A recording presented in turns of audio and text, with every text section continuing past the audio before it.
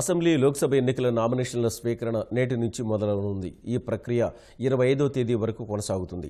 అభ్యర్థులు పాటించాల్సిన నిబంధనలు, పొందుపరచాల్సిన దస్తరాల వివరాలను ఇప్పటికే రాజకీయ పార్టీలకు ఈసీ తెలియజేసింది.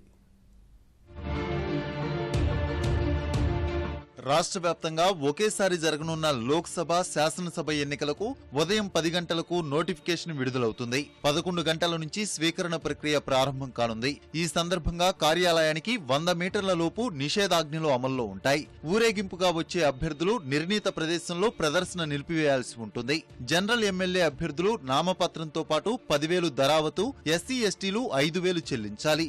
జనరల్ ఎంపీ అభ్యర్థులు 25,000, ఎస్సీ ఎస్టీలు 12,500 దరావతుగా చెల్లించాలి. రిజర్వ్డ్ స్థానాల్లో పోటీ చేసే అభ్యర్థులు కుల ధృవీకరణ పత్రం జతపరచాలి. గుర్తింపు పొందిన పార్టీల అభ్యర్థులు 25 లోపు బీఫామ్ సమర్పించాలి. గుర్తింపు పొందిన పార్టీ అభ్యర్థి నామినేషన్ ను ఆ నియోజకవర్గంలో ఓటరుగా నమోదైన ఒకరు ప్రతిపాదించాలి. స్వతంత్ర అభ్యర్థుల నామినేషన్లను 10 మంది ప్రతిపాదించాలి. కేంద్ర ఎన్నికల సంఘం నిర్దేశించిన నేరారోపణ అఫిడవిట్ ఫామ్ 26 నింపాలి. నేరారోపణలు, కేసుల వివరాలు ఫామ్ 3లో రాయాలి.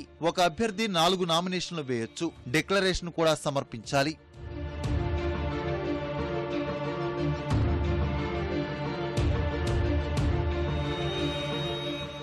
నామినేషన్ల ప్రక్రియ ప్రారంభమవుతున్నందున కేంద్ర ఎన్నికల సంఘం రాష్ట్రానికి 102 మంది పరిశీలకులను పంపించింది. ఒక్కో లోక్సభ స్థానంలో ఒక్కో అధికారి ఎన్నికల వ్యయాన్ని పరిశీలిస్తారని ఎన్నికల ప్రధానాధికారి ద్వివేది చెప్పారు. మిగిలిన వారంతా ఖర్చు ఎక్కువ ఉన్న శాసనసభ నియోజకవర్గాలపై దృష్టి సారిస్తారు. ఎలక్షన్ కమిషన్ వారు మాకు ఎక్స్పెండిచర్ ఆబ్జర్వర్స్ డెప్యూట్ చేశారు. ప్రతి పార్లమెంట్ కానీ అసెంబ్లీ కాన్స్టిట్యున్సీలో వాళ్ళు వచ్చి మరి candidates, parties, publicity expenditure, authorized, unauthorized అన్ని ఎక్స్పెండిచర్ మానిటర్ చేస్తారు.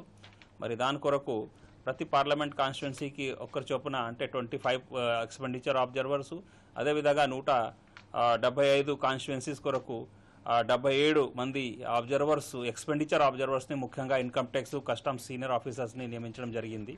కాబట్టి నేను ప్రతి ఒక్కరిని ఏం కోరుతున్నానంటే మా పొలిటికల్ పార్టీస్ కానీ క్యాండిడేట్స్ని దయచేసి మీరు ఈ మా మోడల్ కోడ్ ఆఫ్ కండక్ట్ మరి రూల్స్ రెగ్యులేషన్స్ ఏమున్నాయో అది పాటించండి. ఎన్నికల సందర్భంగా శాంతి భద్రతలకు విఘాతం కలగకుండా 90 కంపెనీల పారామిలిటరీ బలగాలు రాష్ట్రానికి వచ్చాయని ద్వివేది తెలిపారు.